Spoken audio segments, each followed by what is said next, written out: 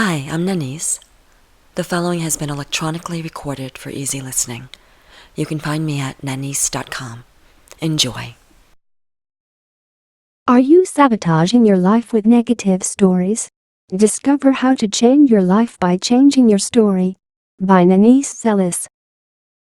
Quite naturally, we all tell stories about our lives, but few of us realize that life unfolds according to the stories we tell, and, in fact, the moment you project meaning onto an experience, the story actually unfolds as you tell it, and this is how you create your own reality.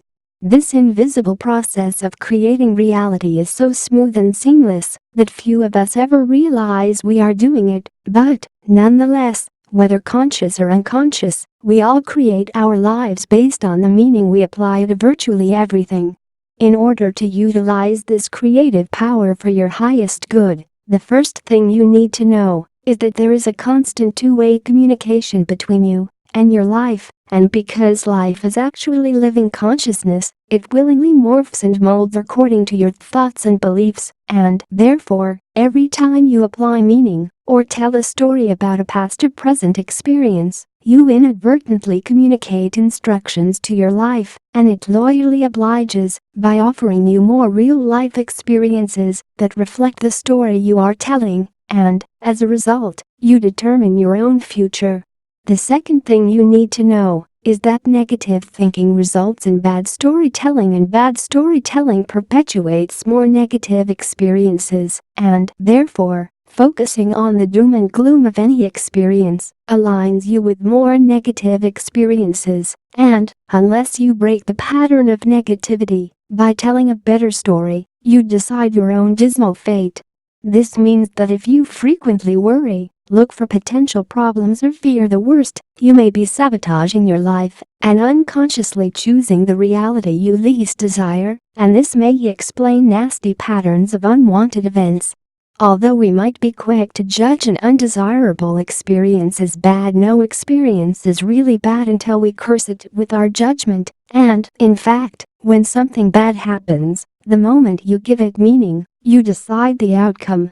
Even when a situation, event, or relationship is predestined, the outcome is completely up to you and determined by the story you tell and the meaning you apply.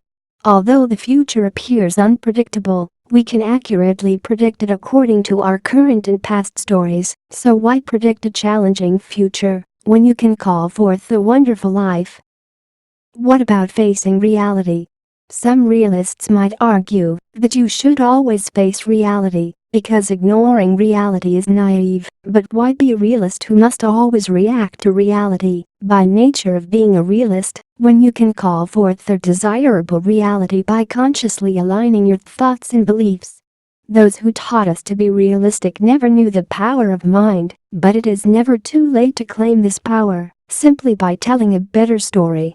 Let's be clear. This does not mean trying to be positive or always looking for the silver lining, and, in fact, it's difficult to perceive or experience of silver lining from a negative viewpoint or realistic mindset. So, instead of pretending to be giddy with optimism, all you need to do is open to possibility. I'm not sure where the following story originated, but it is a legend in my home. Once upon a time, Farmer Joe and his only son lived on a one-horse farm in a small town. When the horse ran away, and Farmer Joe had no means to plow his land, all the townspeople cried, "What a dreadful loss," but Farmer Joe just smiled and said, "Maybe, maybe not."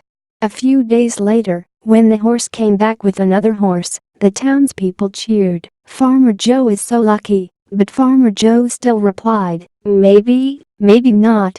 Soon after his son was thrown from the new horse and broke both legs, the townspeople declared how awful, but once again, Farmer Joe replied, "Maybe, maybe not."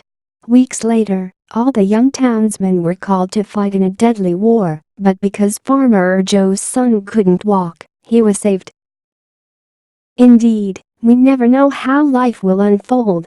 Our most dreaded experiences often led to amazing gifts, and, in fact, all challenges are really gifts in disguise.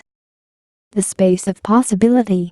No doubt, there is a huge cost to focusing on negative outcomes, because, in doing so, you inadvertently block the quantum field of infinite potentials, where the best outcome for any experience exists and would naturally manifest if you didn't get in the way. I call this the space of possibility, and it is always available, but you cannot access the space while experiencing any type of resistance whatsoever. And, let's be honest, saying you are open doesn't mean you are really open, especially if you are still drawing negative conclusions, waiting for the other shoe to drop, or preparing for the worst. Releasing resistance requires that you let go of what you think you know. This includes, but is not limited to, logical outcomes, expected reactions, and your interpretation of the facts. This means that even when a difficult situation seems impossible to solve, you must relinquish the concept of impossible, and you must believe that the universe can effortlessly solve any issue, no matter how big or small. By confidentially holding the space for the impossible to become possible, without jumping to negative conclusions or reacting to current feedback, the universe can conspire for your highest good, and a miracle can materialize out of thin air. We call it a miracle, but it is just proper use of the quantum field. In the space of possibility, you have the power to make the impossible possible. All is perfect, always. Doesn't your life deserve a wonderful story with a very happy ending? Well, it is completely up to you. So, instead of allowing a negative story to decide an outcome, or a series of negative stories to decide your fate, why not allow the omnipotent universe to orchestrate magic on your behalf?